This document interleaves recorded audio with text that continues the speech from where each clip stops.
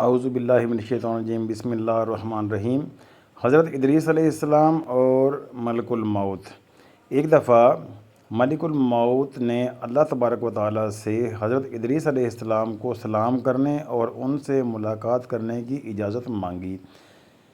جب ملک الموت حضرت ادریس علیہ السلام کے پاس آئے اور کہا میں چاہتا ہوں کہ آپ کے ساتھ رہوں، تو حضرت ادریس علیہ السلام نے منظور فرمایا اور وہ ایک دوسرے کے رفیق ہو گئے اور وہ مدتوں تک ساتھ رہے۔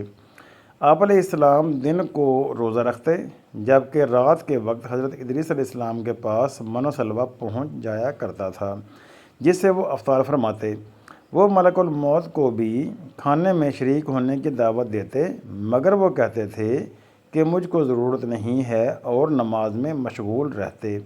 حضرت ادریس علیہ السلام تھک کر سو جاتے تھے، لیکن ملک الموت کو نہ سستی لاحق ہوتی نہ وہ سوتے تھے۔ اسی طرح چند روز گزرے، یہاں تک کہ ایک روز وہ انگور کے ایک باغ اور بھیڑوں کے ایک غول کے پاس سے گزرے۔ ملک الموت نے پوچھا، کیا آپ پسند کرتے ہیں کہ ہم بھیڑ کا ایک بچہ اس غول سے یا اس باغ سے انگور کے چند خوشے لے آئیں تاکہ آپ شام کو اسی سے افطار کر لیں؟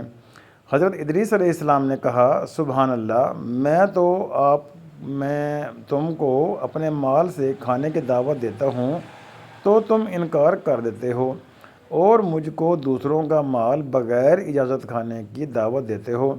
تم نے میری صحبت کا خوب حق ادا کیا ہے۔ بتاؤ تم کون ہو؟ کہا کہ میں ملک الموت ہوں۔ تو حضرت ادریس علیہ السلام نے کہا، تم سے میری ایک حاجت ہے۔ انہوں نے پوچھا، کیا؟ کہا کہ میں چاہتا ہوں کہ مجھ کو آسمان پر لے چلو۔ تو ملک الموت نے خدا سے اجازت لے کر ان کو اپنے پروں پر بٹھایا اور آسمان پر لے گئے۔ پھر حضرت ادریس علیہ السلام نے سلام فرمایا کہ میری ایک دوسری حاجت بھی ہے۔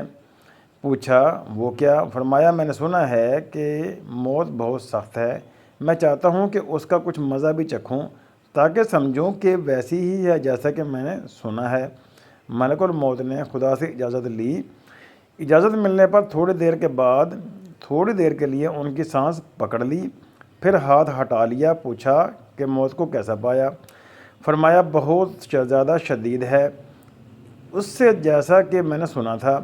پھر فرمایا، ایک اور حاجت بھی ہے، مجھے جہنم کی آگ دکھا دو۔ ملک الموت نے خادم جہنم کو حکم دیا کہ جہنم کے دروازے کھول دو۔ جب حضرت ادریس علیہ السلام نے دیکھا تو غش کھا کر گر پڑے۔ جب ہوش میں آئے تو فرمایا، ایک اور حاجت ہے، یعنی بہشت دیکھنا چاہتا ہوں۔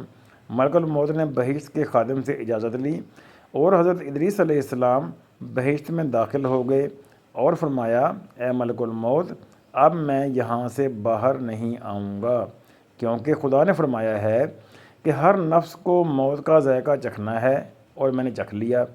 فرمایا گیا کہ تم میں سے کوئی ایسا نہیں ہے جو جہنم کے پاس وارد نہ ہو، اور میں وارد ہو چکا۔ بہشت کے بارے میں فرمایا کہ اہل بہشت سے باہر نہیں جائیں گے، اور اس طرح حضرت ادریس علیہ السلام جنت میں رہ گئے اور ابھی تک وہ جنت میں ہی موجود ہیں۔ دوستو، امید کرتا ہوں کہ یہ حیران کن واقعہ اسلامی قصہ آپ کو پسند آیا ہوگا۔ ویڈیو کو لائک کر لیں اور چینل کو سبسکرائب کریں، اور دوستوں کے ساتھ بھی اچھی ویڈیو شیئر کیا کریں۔ ملتے ہیں اگلی ویڈیو میں، تب تک کے لیے دیں اجازت۔ اللہ حافظ۔ السلام علیکم ورحمۃ اللہ وبرکاتہ۔